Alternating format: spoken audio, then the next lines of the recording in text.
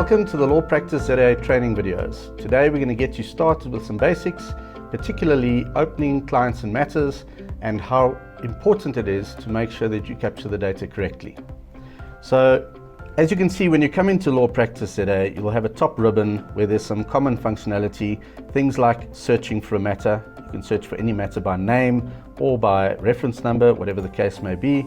And then you'll have open clients, open matters. Those are kind of the buttons we're going to focus on for this training video.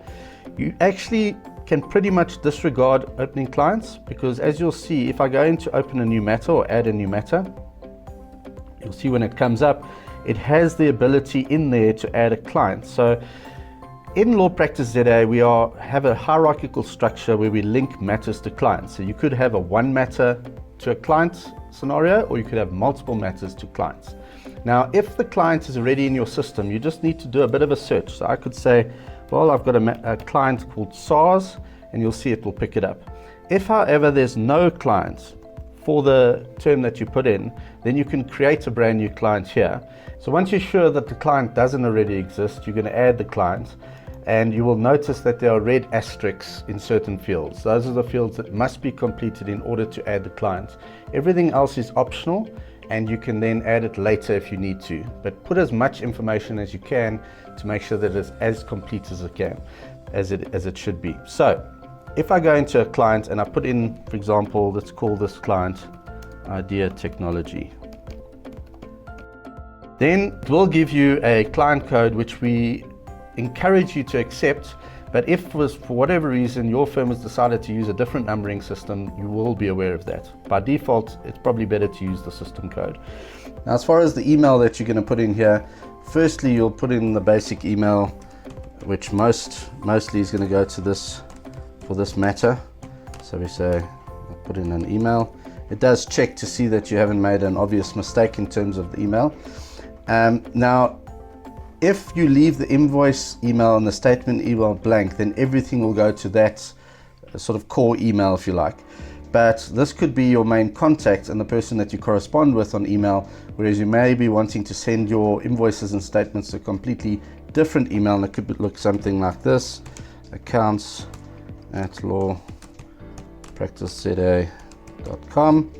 Okay, and you're probably going to have the same email address for invoices and statements, but you even have an option for a third email if statements are going to go to a particular person. So invoices, for example, could go to the person that you're dealing with at that practice, and the statements could go to the accounts department or vice versa. So you have quite a few options. In some cases, you may only fill out the core email address because that's got the red asterisks and you have to fill in something there. So that's always going to be the main point of contact, and then you have the alternate invoice and statement emails which you can use as well. I would definitely need to put it in the FICA category so that it can drive us through the FICA process later, and everything else, as I can see, it's VAT number, ID numbers, surnames, bank account numbers, etc. You'll know all about that, so we don't need to go into any great detail. The one thing that you would have to look at is whether or not you're going to send statements and invoices automatically. So I could put that yes. If I want to check everything before it goes out, then don't select yes, select no. Very simple. The tax type you would leave blank unless you're doing, for example, international work and you want to do 0 rated, but generally speaking you're going to leave it blank. And the department will either be default, or if you have set up distinct departments, you can go in and select those as the case may be. If I'm happy with everything, I just say okay, my client is created, and it takes me straight back to the matter page. So that's why you don't really need to take much notice of the client button, because you add your matters, and if the client's not there, you simply add it from there. So if I now say this is Idea Technologies and it's a dispute over a contract with ABC suppliers, and put in as much detail as you can, because that way when you're searching for it later, it'll be easier to find. You don't then need to know the client code, for example, because if you're on the run and you're on your phone and you're going from meeting to meeting and you want to find something, you want to be able to get to it through an easier way than having to know IDT 001, for example.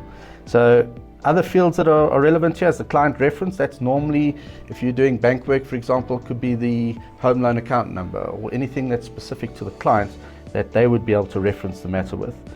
Who you give access to the file will be up to you.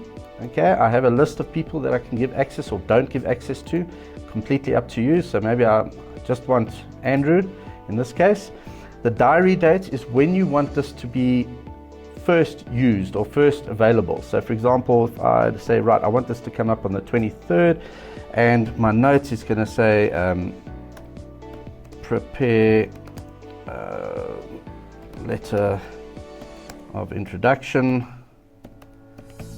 whatever the case may be. That's the note that we'll see on our diary. Again, the department in a lot of cases will be defaulted to whatever the client is, and fee caps are optional. Whether or not you want to use a fee cap, it will just keep you aware of whether you're going over an agreed fee cap with the client. Very important is this URI. So what you capture into that URI will be where you want the documents to be referenced. So for example, if you're storing your documents in OneDrive, you'll put the OneDrive path in there. If you're storing them in Microsoft Teams, that path will go in there. So the URI is simply where you want this matter to point to for where you're going to go and find your documents. So that will make that make a lot more sense later. And then things like the claim amount, this is all optional stuff. And all that you need to then do is make sure that your red fields are filled out. And if you say okay, that's your matter added. So really, as far as getting up and running goes, once you've added your clients and matters, you'll simply be able to go in and click on your pie graph, for example. If you'd like to access your matters from there, you can click. There's all your matters. You could search for that matter. So I could put in Idea Technologies. There's the dispute over contract with ABC suppliers. That then takes you to that particular matter. And from there, you can now start raising fees. One of the things we need to be aware of is when you've opened your matter, which is obviously linked to your client, you will also have selected a FICA entity. And based on the selection of that FICA entity, when you come into the matter, you will see on the matter, there'll be a FICA button. Okay, and at this point it says FICA status not set. Now in order to complete FICA, we've got something which I think is very useful. If you click on that FICA button, it will come in and say, I've listed this as a foreign company, for example. And obviously based on the FICA entity, this will differ. So a local company to a foreign company, etc., etc. But what it does give you is the ability to go and upload on behalf of clients. So go and upload your FICA details. It also gives you the ability to say whether it's not compliant, partially compliant, or compliant. And it also gives you a URL. Now this URL, if I copy that, and this is really magical. So when we go to email the client, we can take that link from the FICA which we copied, and we just paste it into the email, and you can have a nice email which says, dear customer, please complete your FICA as per the attached link.